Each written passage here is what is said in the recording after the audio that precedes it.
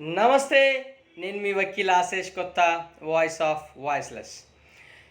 మూడవసారి కేంద్రంలో నరేంద్ర దామోదర్ దాస్ మోదీ గారి నేతృత్వంలో బలమైన ప్రభుత్వం ఏర్పడిన తరుణంలో నిన్న దేశ రాజధాని అయినటువంటి ఇంద్రప్రస్థలో ప్రమాణ స్వీకారం చేసిన అందరికీ కూడాను శుభాకాంక్షలు, అభినందనలు. ఇంద్రప్రస్థకి సరిగ్గా 672 కిలోమీటర్ల దూరంలో ఉన్నటువంటి జమ్మూ కాశ్మీర్ యొక్క రాష్ట్రం రాశి జిల్లాలో తీర్థయాత్రలో ఉన్నటువంటి మన తోటి హిందూ భగవద్బంధువుల యొక్క బస్సు మీద తీవ్రవాదులు విచక్షణారహితంగా కాల్పులు జరిపి ఇప్పటికే 10 మందిని పొట్టన పెట్టుకున్నారు. 30కి పైగా యాత్రికులను క్షతగాత్రులు పాలయ్యేలా చేశారు.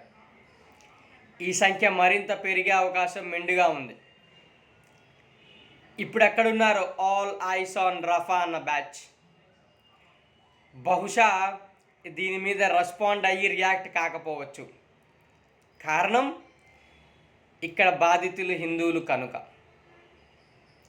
ఇదే కాదు, సరిగ్గా 3 రోజుల క్రితం అనంతనాగ్ తాలూకా వెరినాగ్ పట్టణంలో ఇల్లు నిర్మించుకుందామనే ప్రయత్నం చేసిన సంజయ్ వాలీ అనే కశ్మీరీ పండిట్ మీద దాడి చేసి నిర్మాణాన్ని అర్ధాంతరంగా ఆగిపోయేలా చేశారు ఇరుగు పొరుగున ఉన్న స్థానిక ముస్లిమ్స్.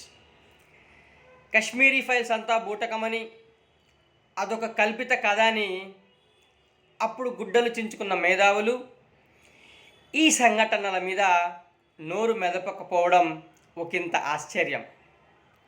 ఆశ్చర్యమేముందిలే.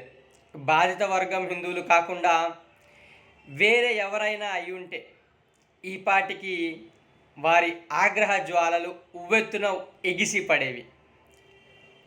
ధన్యవాదాలు, నమస్తే. సాధ్యమైనంత వరకు మన దైనందిన జీవితంలో తెలుగులోనే మాట్లాడదాం, తెలుగునే ఉపయోగిద్దాం.